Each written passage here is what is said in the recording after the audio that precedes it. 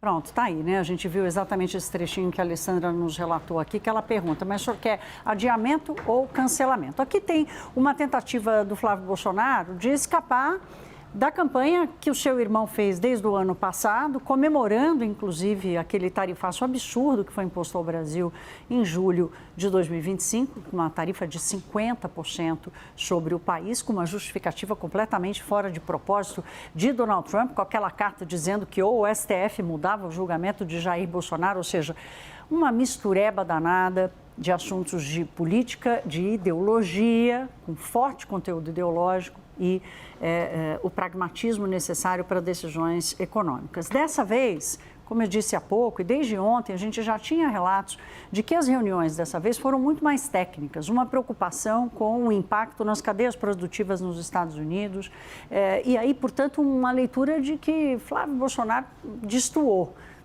porque usou seu espaço para um discurso eleitoreiro. Mas será que os empresários acham que isso atrapalha, ajuda? Qual é a percepção deles sobre essa participação de Flávio Bolsonaro?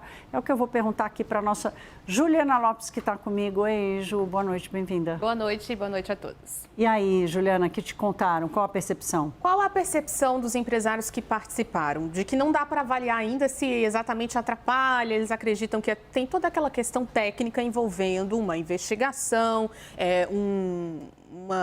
um posicionamento dos Estados Unidos que não deveria ser político, e é isso que eles estão debatendo ali nessa audiência.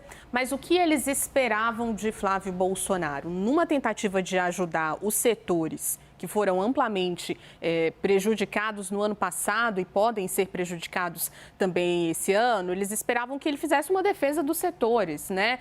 Assim como aconteceu ali depois do tarifaço, né? A gente teve uma ampla quantidade de setores atingidos, dessa vez um pouco menor, mas setores que fazem diferença na economia aqui do Brasil. E eles não viram na fala de Flávio Bolsonaro essa defesa aos setores. E a gente colocou aqui ontem qual era justamente a preocupação de que fosse uma fala num tom político eleitoral que não... Pode ser que não atrapalhe, mas também não vai ajudar ali nas conversas. Então, eles esperavam uma defesa desses setores, ou pelo menos que essa fala de Flávio Bolsonaro colocasse ali a realidade dessa questão, dessa disparidade e até os problemas que os próprios americanos podem causar para os empresários americanos, que é isso também que está sendo discutido mais uma vez nos Estados Unidos.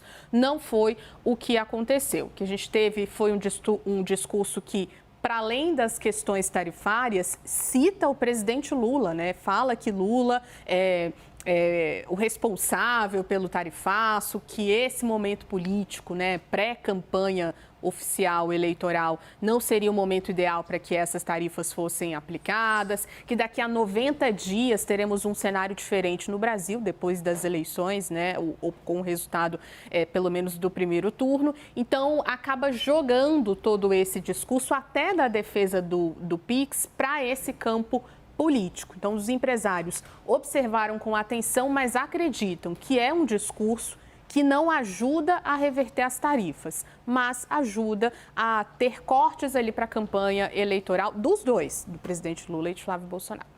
Exatamente. Eu acho que tem esse ponto que fica com dificuldade de criticar o outro, porque ambos têm feito uso bastante eleitoreiro dos palcos internacionais, né, Juliana? Eu ouvi bastante também dessa coisa, o cara estava aqui, podia ter feito uma defesa dos setores, né? 2 frases, 3 frases, mas não. Teve nenhuma. Nenhuma, né? O tempo todo defendendo ali cortes para a sua campanha.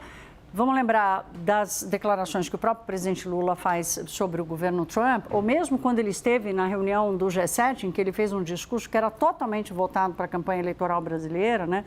Então, não tem como criticar, faz parte. Nós estamos em ano eleitoral, agora, do ponto de vista do resultado esperado, sim, aí não, né? Fica a incógnita permanece. Obrigada, Juliana. A gente já volta. A gente vai a Brasília agora conversar com a nossa Jussara Soares, participação aqui conosco essa semana. Jussara, a gente, óbvio, não é difícil reconhecer essa característica de campanha do discurso de Flávio. Qual é a leitura política que está sendo feita dessa participação? Bem-vinda, boa noite. Oi, Thaís, boa noite para você e a todos. Olha, Thaís, Flávio Bolsonaro foi para os Estados Unidos, para Washington, para fazer esse discurso pensado milimetricamente para servir a própria campanha ao Palácio do Planalto. Flávio Bolsonaro, ele precisava usar esse espaço lá nos Estados Unidos para para criar argumentos para a sua campanha. É disso que se trata aqui. Como vocês já citaram aqui, Flávio Bolsonaro, ele precisa resolver dar algum tipo de explicação para o fato de, no ano passado, quando Donald Trump anunciou o tarifaço, estar diretamente ligada à atuação de Eduardo Bolsonaro e Paulo Figueiredo lá nos Estados Unidos, enquanto eles entre aspas, denunciavam aqui o processo da trama golpista aqui no Brasil. Portanto, Eduardo Bolsonaro e Paulo Figueiredo, ainda que tentassem argumentar que estavam só pedindo a lei Magnitsky, a grande questão é que veio antes o tarifaço e ficou na conta desse processo pelo qual o ex-presidente Jair Bolsonaro foi condenado a 27 anos e 3 meses de prisão. Agora, Thaís, quando o Flávio Bolsonaro ele vai para os Estados Unidos e eu observo a quantidade de conteúdo que ele cria para as suas redes sociais, ele sempre citando o próprio presidente Lula, dizendo que Lula quer o tarifaço porque isso o beneficia politicamente. Tem um outro ponto aqui também que Flávio Bolsonaro precisava realmente fazer, porque ele sabe, olhando qualquer pesquisa, a defesa que há entre a população brasileira do PIX. Então, se vem alguma medida dos Estados Unidos em relação ao PIX, Flávio Bolsonaro terá muita dificuldade de dizer que fazer essa defesa do PIX, por mais que ele tenha usado muitas, nessa pré-campanha, camisetas dizendo que quem criou o PIX foi o ex-presidente Jair Bolsonaro, enfim, ele precisa usar este argumento. Então, quando ele vai para os Estados Unidos e faz esse discurso, ele fala que se tratar do pior momento e fazer essa relação direta com o período eleitoral, fica muito claro este temor. É claro, Thaís, que também para o lado do presidente Lula, que tentará a reeleição, essa questão do tarifaço também é um argumento político-eleitoral. Afinal de contas, a pré-campanha do presidente Lula, o PT sabe muito bem que repercute bem na população o discurso da defesa da soberania. Então, neste momento, como você bem citou, você observou muito bem, as duas campanhas veem o tarifaço basicamente como um palanque, cada um com a sua visão, mas tentando fazer disso um discurso para atrair o eleitorado, um discurso para tentar convencer os brasileiros de que estão do lado correto. A questão, e aí vocês citaram muito bem, a Juliana, a apuração da Juliana traz muito isso, que há um descontentamento dos empresários do que virou a discussão do tarifaço, que ela foi muito mais para o campo político, tem ido nesse sentido, enquanto há uma série de questões técnicas ainda sendo deixadas de lado, embora o governo siga insistindo que vem fazendo embora não tenha participado da audiência hoje, esteja participando, continuando com os diálogos pelos canais diplomáticos e técnicos entre os dois governos.